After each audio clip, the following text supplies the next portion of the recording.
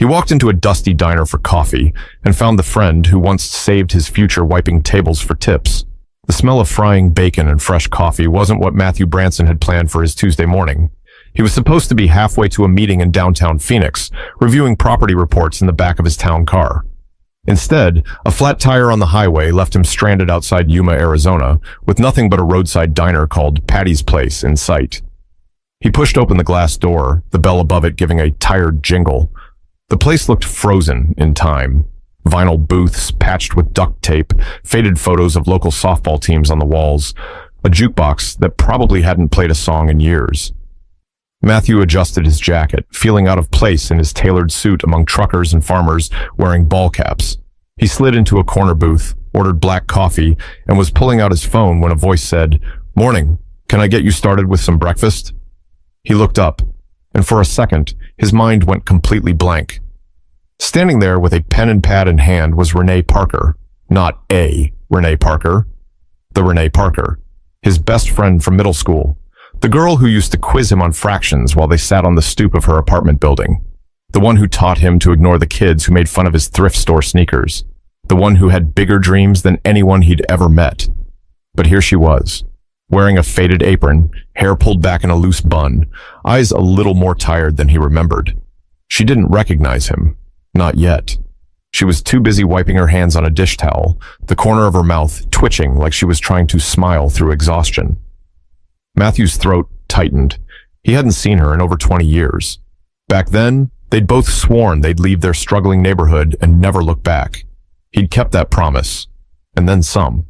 His real estate empire stretched across 5 states. His face had been in magazines. Renee.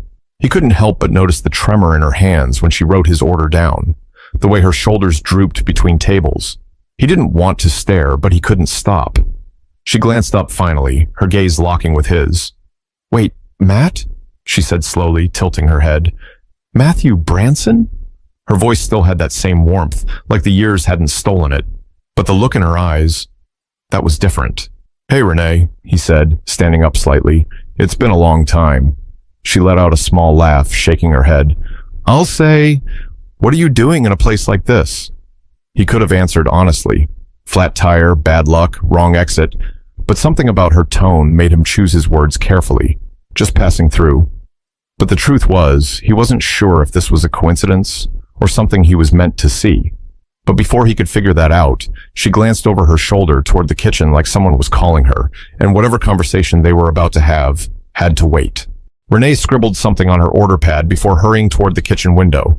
The cook, a heavy-set man with a sweat-stained bandana, barked something Matthew couldn't hear over the clatter of dishes. She took 2 steaming plates, balanced them on one arm, and moved toward another table with the kind of practiced rhythm that only comes from years of doing the same thing. Matthew sat back, fingers drumming against the coffee mug in front of him. He wasn't used to waiting for people to come back. In his world, people made time for him. But here, he was just another customer in line. Finally, after dropping off food and topping off someone's iced tea, she made her way back. "Okay," she said, sliding into the booth across from him for just a second. "I know it's been forever, but it's definitely you." She laughed lightly. "You even got the same serious face." He smirked. "Guess I never grew out of it." Renee's eyes flicked over his suit, the watch on his wrist, and the way his shoes looked like they'd never touched dirt. "You look different, though, in a good way. So where'd life take you?" Matthew hesitated. He knew what saying billionaire real estate investor could do in a small-town diner. Conversations changed. Faces tightened. People assumed you thought you were better than them. And with Renee, the last thing he wanted was for her to feel that wall between them. "I've been in real estate," he said simply. "Keeps me busy." She raised an eyebrow. "Real estate? Like selling houses?" "Something like that." He took a sip of his coffee to dodge the question. Her smile was polite, but there was something in her eyes, curiosity, maybe even suspicion. Still, she didn't push. "So, you passing through Yuma or what?" she asked, glancing over her shoulder again when a bell dinged from the kitchen. "Yeah, just a pit stop." "That's rare," she said, standing up again. "Most people who stop here are regulars, truckers, or lost." He chuckled. "Guess I'm in the last category then." She grabbed his menu. "I'll put your order in. Don't go disappearing on me. Matthew watched her weave through the tables again, greeting customers by name, smiling even when the smiles weren't returned. He remembered how they used to talk about opening a bookstore together one day, the kind with beanbag chairs and walls covered in art from local kids. Seeing her here, carrying plates instead of books, made his stomach twist. But what unsettled him more was how easily she seemed to hide whatever was going on behind that smile. And he was starting to realize he wanted to know why. Renee came back a few minutes later, setting a plate of scrambled eggs and toast in front of him. "On the house," she said with a little shrug. "You don't have to do that," Matthew replied. "I want to," she said, sliding into the booth across from him again. "It's not every day an old friend walks in here." He studied her face while she poured him more coffee. There were faint lines near her eyes now, the kind you get from both laughter and worry. Her hands were rougher than he remembered, and a small scar ran across the top of her knuckle. "So," she began, stirring a packet of sugar into her own mug, "what's real estate like? You flipping houses or something bigger?" "Bigger," he said cautiously. "Apartments, commercial properties, that sort of thing." Her eyebrows lifted slightly. "That sounds intense." "It has its moments." She nodded slowly. "Good for you. You always did work hard. Remember how you used to help me with history, even though you hated it?" He chuckled. "Still do. I only helped because you threatened to stop helping me with math." Her laugh was real this time, not the polite kind. "True." She sipped her coffee, then looked down at the table like she was deciding whether to say something. "It's weird seeing you here. Makes me think about all the stuff we used to talk about." "Like the bookstore?" he asked. "Yeah." She smiled faintly. "Guess life had other plans." Matthew wanted to ask what those plans were, but he could feel the weight behind her words. It wasn't the kind of thing you push for in a diner full of people who might overhear. "How long have you been here?" he asked instead. She shrugged. "A while. Works steady. Pays the bills." The way she said it, flat, with no conviction, told him more than any long explanation could. A group of noisy customers walked in, and Renee glanced toward them, her smile snapping back into place like a mask she'd worn 1,000 times. "Duty calls," she said, sliding out of the booth. As she walked away, Matthew picked at his toast, his mind spinning. This was Renee, the girl who once told him she was going to own a business, travel the world, and never settle for less. But here she was, settling for less every single day. And he couldn't stop wondering what had happened to her dreams. Matthew stayed in that booth longer than he meant to.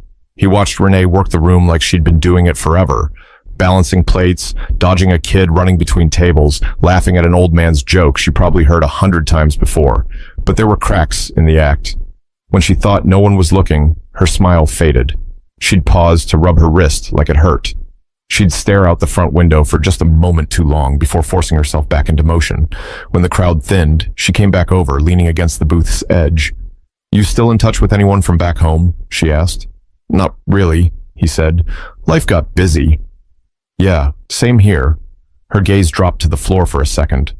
"Except busy looks a little different for me." He didn't miss the edge in her voice.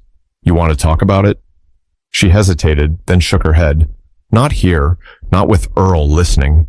She tilted her chin toward the cook in the back, who was clearly trying to look busy while leaning half out the kitchen window to eavesdrop.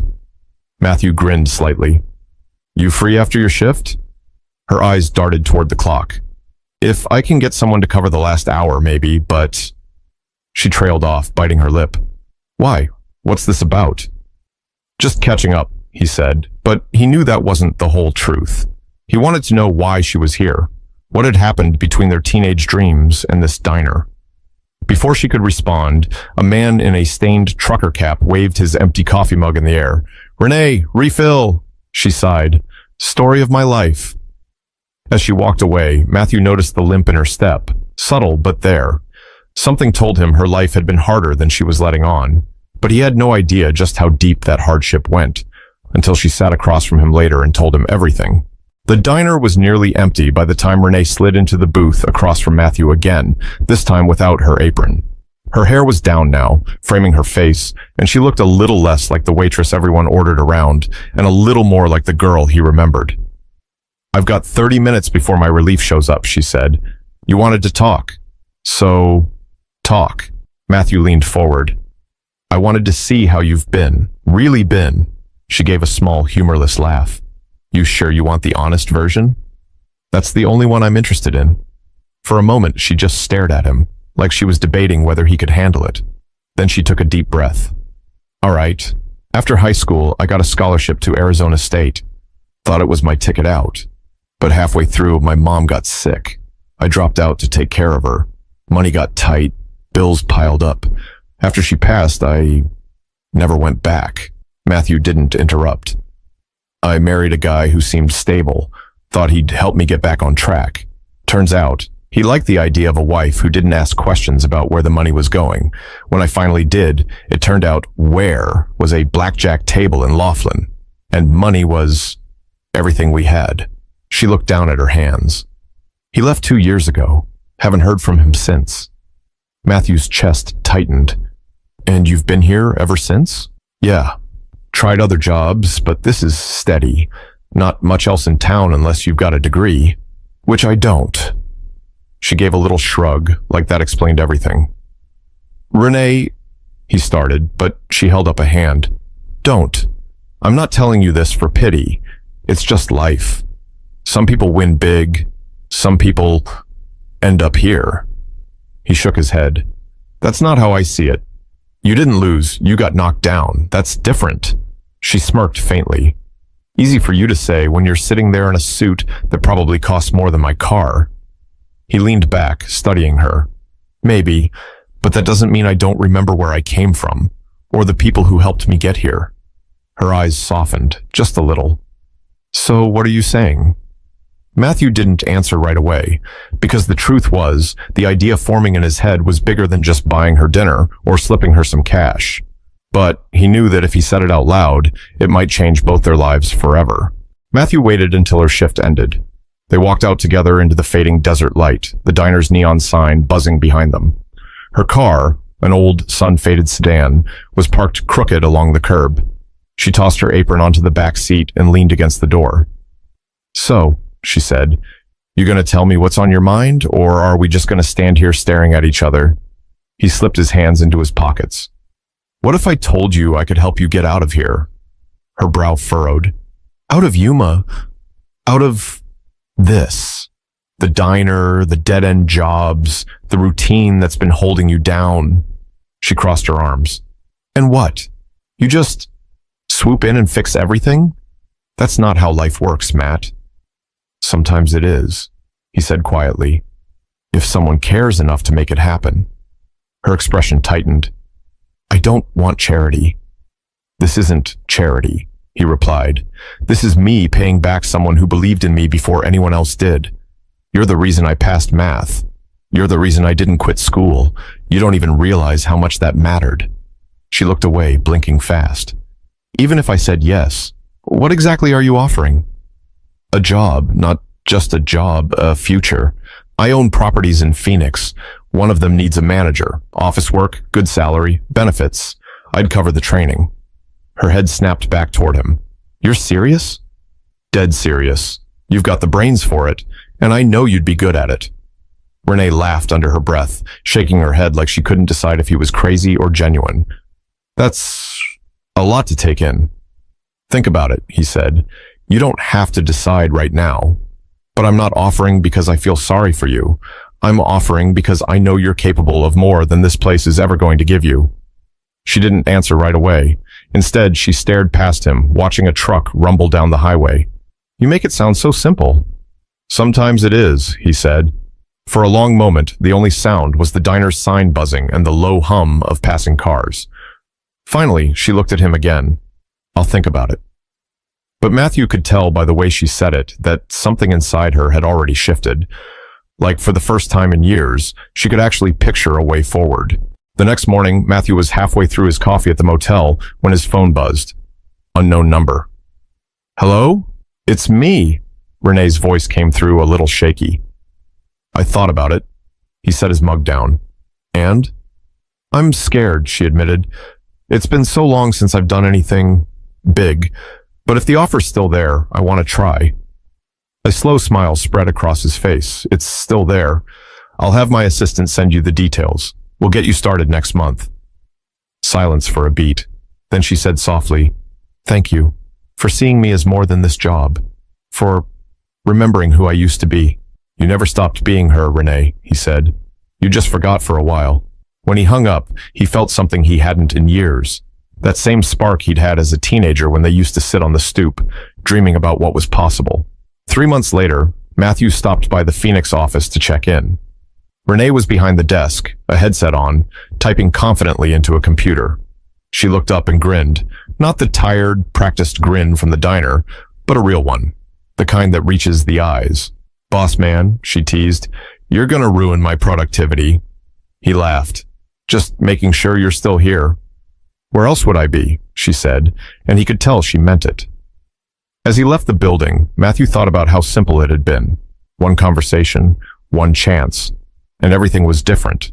Sometimes helping someone doesn't mean handing them the world. It means showing them the door and reminding them they can walk through it. And if you're listening to this, maybe there's someone in your life who's forgotten their own potential. Don't just tell them they can make it. Show them how. You never know how much that moment might mean. If this story moved you, share it with someone who needs a little push toward their own second chance.